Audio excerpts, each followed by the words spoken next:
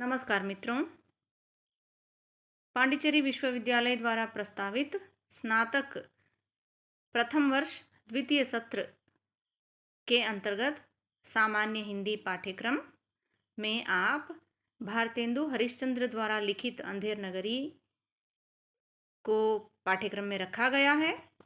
तो इस वीडियो में भारतेंदु हरिश्चंद्र का जीवन परिचय आपके लिए संक्षिप्त में प्रस्तुत है। भारतेंदु हरिश्चंद्र का जन्म 9 दिसंबर 1850 को वाराणसी के एक संपन्न वैश्य परिवार में हुआ था। कहाँ हुआ था इनका जन्म? इनका जन्म बनारस में हुआ था। वाराणसी यानी बनारस में एक संपन्न यानी इनके पिताजी के पास धन संपत्ति थी, मतलब एक अच्छे खासे परिवार में ये इनका जन्म हुआ था और वैश्य परिवार में 9 दिसंबर 1850 को इनका जन्म हुआ था।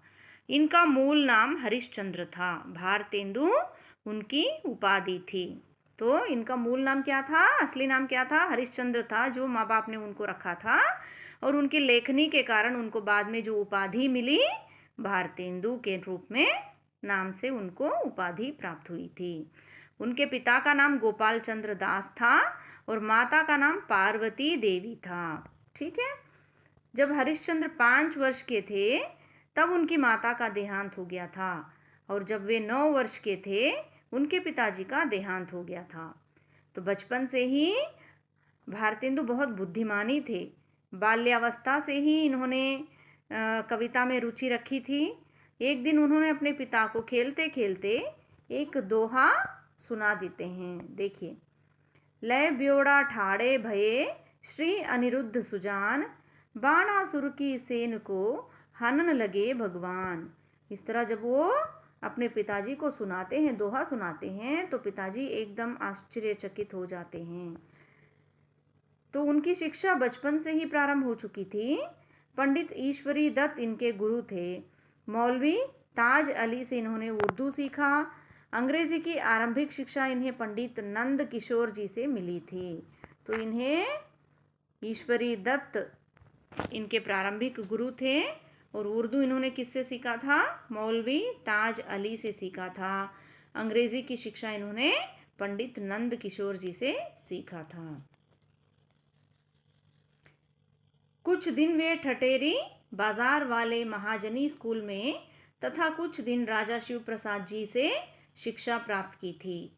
पिता की मृत्यु के बाद क्वींस कॉलेज में भर्ती उनको किया गया, किंतु वहाँ वे अपनी शिक्षा पूरी न कर सके। लेकिन फिर भी उनके जीवन का अधिकांश समय लिखने पढ़ने में जाता था। सन 1863 में इनका विवाह मन्नो देवी से हुआ। इन्हें तमिल और तेलुगु छोड़कर सभी भारतीय भाषाओं का ज्ञान था। स्वाध्याय से ही उन्होंने संस्कृत, मराठी, गुजराती, पंजाबी सीखी थी। 6 जनवरी 1885 को 35 वर्ष की अल्पायु में क्षय रोग के कारण इनका देहावसान हो गया। देखिए, इतने कम उम्र में उनका देहावसान होने के बावजूद इन्होंने हिंदी भाषा, साहित्य एवं पत्रकारिता के क्षेत्र में जो कार्य किया वह अतुलनीय है। अभिनय में भी उनकी रुचि थी। वे स्वयं भी अभिनय करते थे और दूसरों को भी प्रोत्साहित करते थे। इस प्रकार हिंदी भाषा एवं साहित्य के क्षेत्र में भारतेंदु का अतुलनीय योगदान रहा है। धन्यवाद।